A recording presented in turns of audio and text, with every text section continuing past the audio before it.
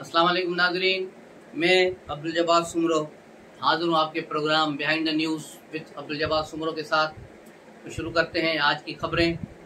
आज खबरें तो बहुत है, लेकिन जो उनमें से इंतहाई अहम है सबसे पहले उन पर तबसरा करेंगे। सबसे पहले शहबाज शरीफ को ऐसी क्या मुसीबत आन पड़ी कि वो 48 घंटे में पाकिस्तान आने के बाद फिर वापस लंदन चले गए हैं, इस पर तबसरा करेंगे। उसके अलावा दूसरी खबरें भी हैं, लेकिन पहले ये खबर, ये मियां मोहम्मद नवाज शरीफ ने जो 2 रोज़ पहले अपने वर्कर से, पार्टी रहनुमाओं से जो लाहौर की एक होटल में तकरीब हुई थी, खिताब किया था और ये उनको लाइन दी थी कि अब जनरल फैज़, जनरल बाजवा और 3 चीफ जस्टिस जो हैं, यानी खोसा, साकिब निसार और बंदयाल, और इसके अलावा एक जस्टिस एजाजुल एहसन जो हाजिर सर्विस है अभी, इनके खिलाफ सख्त एक्शन करेंगे।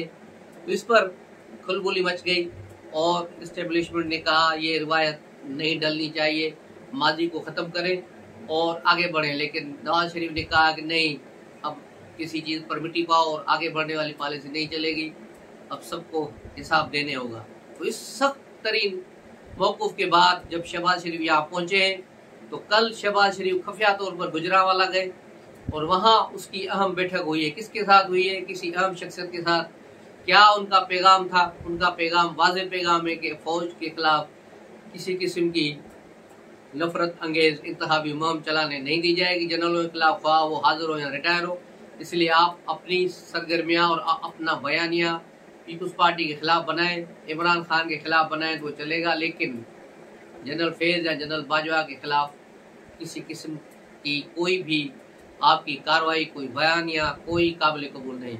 और यही सख्त मैसेज दिया गया है, और अगर नहीं तो फिर टाटा बाय बाय, खुदा हाफिज़। ये सारा मैसेज लेकर शहबाज शरीफ वापस लंदन रवाना हो गए, जहां आज जब वो पहुंचेंगे उसके बाद 3 शरीफों की एक साथ मीटिंग होगी, जिसमें मरियम नवाज भी शामिल है, वो भी लंदन चली गई है। तो लंदन में 3 शरीफों बैठेंगे, यानी नवाज शरीफ, शहबाज शरीफ और मरियम नवाज इस मीटिंग में होंगी। इसमें उनके समधी इसहाक डार को भी शामिल नहीं किया जा रहा। ये इंतहाई अहम मीटिंग होगी। उसके बाद मुस्लिम लीग नून अपना क्या लाए अमल अपनाती है उसको देखना होगा, लेकिन मैं नहीं समझता कि नवाज शरीफ अब पुराने मौक़िफ़ पर चलेंगे, क्योंकि अगर उन्हें इक़्तिदार चाहिए तो फिर वही करना पड़ेगा जो इस्टेब्लिशमेंट की गाइडलाइन होंगी। अगर उससे इधर उधर हुए तो फिर बिलावल भुट्टो का चांस बन जाएगा। तो इसलिए पीएमएल नून भी नहीं चाहेगी, और पीएमएल नून के पास इतना वक्त भी नहीं है, क्योंकि पीएमएल नून चाहती है कि इंतखाबात में कुछ वक्त मिले ताकि नवाज शरीफ की केस ख़त्म हो और वो इंतखाबात लड़ें। लेकिन ये ऐसा होना पॉसिबल नहीं है, क्योंकि इंतखाबात जितनी डिले होगी उतना मुल्क का सत्यानाश हो रहा है मुआशी तौर पर।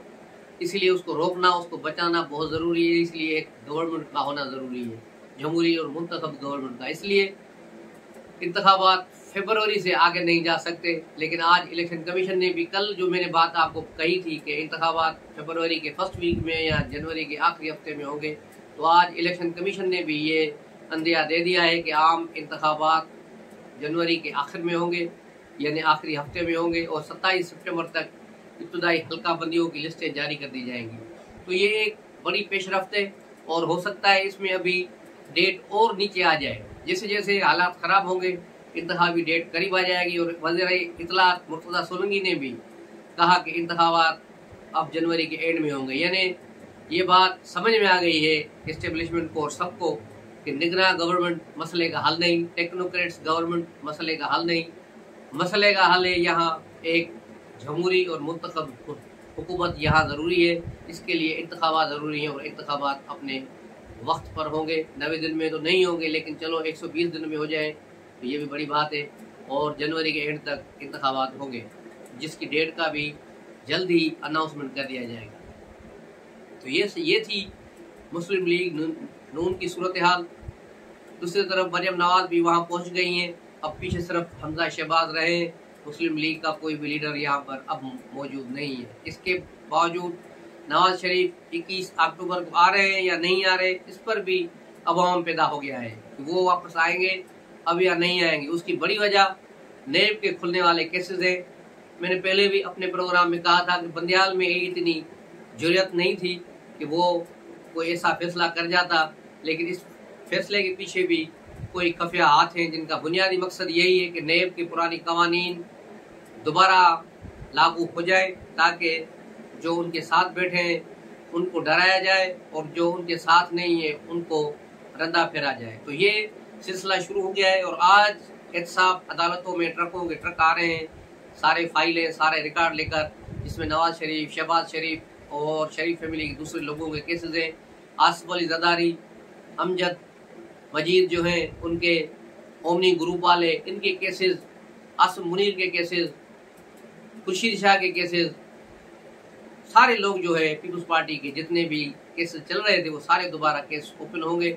ज़्यादातर केस पिंडी में और कराची में खुलेंगे। इसके अलावा कई इंटेलिजेंस अफसरान को नेब के इदारे में ट्रांसफर कर दिया गया है डेपुटेशन पर, वो वहां जाकर जिम्मेदारियां संभालेंगे। इससे आप अंदाजा लगाएं कि ये फैसला बंदयाल का नहीं था। बंदयाल के यूं समझो कि गर्दन पर गोडा रख के ये फैसले कराए गए। बहरहाल हम इस पर खुश है कि नेब अपना काम करे। एहतसाब के खिलाफ पूरा पाकिस्तान चाहता है कि एहतसाब हो, लेकिन ईमानदाराना हो, जो करप्ट लोग हैं उनके खिलाफ हो और बाकायदा उनको सजाएं मिले। ये सिर्फ सियासी टोपी ड्रामा ना हो जो मुशर्रफ के दौर से अब तक हम देखते आ रहे हैं कि मुझे मुखालिफ है उसे जेल में डाल दो नेब का बहाना करके, और जो हुकूमत में है उससे चशमपोशी करो उसके जराइम से। तो ये नहीं होना चाहिए। नेब ने अब डंडा उठाया है तो ये सबके खिलाफ बराबर चले। इसमें किसी किस्म की तफरीक नहीं होनी चाहिए कि ये पीटीआई का है, ये पीपल्स पार्टी का है, पीएमएल नून का है या जेयूएफ है या कोई जनरल है, कोई जज है। सबको डंडा करो, सबको रंदा करो, तब ये मुल्क चलेगा। उसके अलावा कोई और रास्ता ही नहीं है। और ये बहुत अच्छी चीज़ है, पाकिस्तान के अवाम इसको वेलकम करते हैं कि चलो देर आमद दुरुस्त आमद, अब ये दोबारा कैसे शुरू होंगे और देखना होगा कि क्या सूरत हाल होती है। दूसरी तरफ जो सियासी सूरत हाल है उसमें जहांगीर तरीन की पार्टी ने मायूस कर दिया है, वो शुरू होने से पहले ही समझो खत्म हो चुकी है। उसके अलावा परवेज खटक ने भी कोई ऐसा खास तीर नहीं मारा, लेकिन उसने कम से कम 2 जलसे जरूर किए, लेकिन उसकी भी पोजीशन 0% 0 है। तो इस तरह इस्टेब्लिशमेंट ने जो पीटीआई से लोग निकाल कर अलग खड़े किए वो किसी काम के नहीं रहे। इसलिए अब एक नई सियासी जमात बनने जा रही है जिसका ऐलान भी आप चंद दिनों में देखेंगे और सुनेंगे। अब उसमें कौन कौन लोग शामिल होंगे, और बहुत से लोग जहांगीर तरीन ग्रुप से भी निकलेंगे, परवेज खटक ग्रुप से भी निकलेंगे, और हो सकता है कुछ लोग पीपल्स पार्टी मुस्लिम लीग से भी निकले और कुछ लोग पीटीआई से भी आए। तो ये एक नई जमात बनेगी और उस जमात को बड़ा मैंडेट मिलेगा और वो दूसरे तरीके से आएगी। क्योंकि जहांगीर तरीन ने आते ही कहा था कि मुस्लिम लीग के साथ सीट एडजस्टमेंट करेंगे, वो करेंगे, तो उसका वो बना ही नहीं, मूवमेंट ही नहीं बना जो बनना चाहिए था पार्टी का। तो पार्टी बनने से पहले ही झाग की तरह बैठ गई। इसी तरह परवेज खटक भी वहां कह रहा है कि पीटीआई के साथ सीट एडजस्टमेंट करेंगे। पीटीआई तुम्हारे साथ कैसे सीट एडजस्टमेंट करेगी जिसको तुम इतना डैमेज करके वहां से निकले हो। तो ये सारी सूरत हाल है। और दूसरी तरफ एक ब्रिगेडियर का किस्सा, जिसकी बीवी ने रावलपिंडी बेंच में एक मुकदमा दाखिल कराया है कि उसका शोहर जो हाजिर सर्विस ब्रिगेडियर है कोयटा में था, जून से MIU यानी मिलिट्री इंटेलिजेंस यूनिट ने उसको अपने कब्जे में लिया हुआ है, उसे बाजियाब कराया जाए। ये लाहौर हाई कोर्ट की पिंडी बेंच में एक पिटीशन दाखिल हुई है। इसके बाद ही पता चला है कि कोई ब्रिगेडियर हिरासत में ले लिया गया है।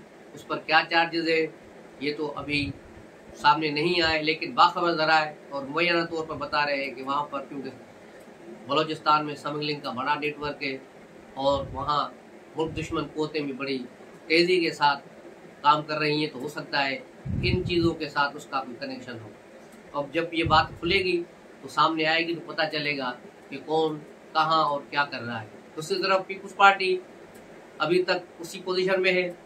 आसिफ जरदारी अपने तौर पर गेम कर रहे हैं, लोगों के साथ मेल मुलाकात, खुफिया मुलाकातें और पैगाम रसानियाँ, और मलक रियाज के थ्रू या किसी और लोगों के थ्रू, गौहर एजाज, दूसरे सारे लोग जो आसिफ जरदारी के लिए काम करते हैं वो सारे मुतहरिक हैं और अपनी अपनी जगहों पर काम कर रहे हैं। अब देखना ये है कि उनको क्या डील मिलती है, लेकिन इसका डिपेंड करता है मुस्लिम लीग नून के लंदन के इजलास के बाद कि वहाँ वो क्या फैसला करते हैं और किस समझ जाते हैं। लग तो ऐसा रहा है कि पीएमएल नून रजामंद हो जाएगी, नहीं तो ऐसा होगा कि ये शादी जो है रुखसती से पहले ही तलाक हो जाएगी, यानी आइंदा पीएम नून का कोई किरदार नहीं आएगा। तो ये भी सूरत हाल एक हफ्ते के अंदर अंदर वाजे हो जाएगी। अब जैसे जैसे इंतखाबात का अनाउंसमेंट हो रही है तो ये चीज़ें तेज़ी से बदलेंगी, हम और आप देखेंगे कि इसमें बड़ी तेज़ी आएगी। और आज हम अपने चैनल के तफसील से बिलावल भुट्टो को भी उनकी सालगिरह पर मुबारकबाद देते हैं। वो 35 साल के हो गए और उनको मुबारक हो। और उसके साथ साथ पीपल्स पार्टी के एक गबरू नौजवान शहीद मीर मुर्तज़ा भुट्टो की बरसी भी है, तो उसको भी खराजत अकीदत पेश करते हैं। मीर मुर्तज़ा भुट्टो और उसके साथी शहीद जो थे उन सबको सुर्ख सलाम। मुर्तज़ा भुट्टो वो शख्स था जिसने सिंध की रवायतों को बरकरार रखा कि अपने बाप का बदला लेने के लिए वो निकल पड़ा और बाद में फिर जनरल जिया ने साजिश करके अल-जुल्फ़िकार तंजीम उसके गले में डाल दी। हालांकि अल-जुल्फ़िकार तंजीम बनाने वाला एक जो टीपू यहाँ से गया था वो जमा इस्लामी का था और कराची यूनिवर्सिटी का था, और यहाँ से वो पीपल्स पार्टी का बन के वहाँ काबुल जहाज को लेके चला गया और यूँ अल-जुल्फ़िकार बन गई और फिर उसका नाम चला। शाहनवाज शहीद हुआ और मुर्तज़ा भुट्टो तो अपनी बहन के हुकूमत में अपने घर के बाहर दरवाजे पर उसे गोलियां मार कर शहीद किया गया। वो सोचे। मिलते हैं अगले व्लॉग में, तब तक के लिए इजाज़त दीजिए। अस्सलाम वालेकुम।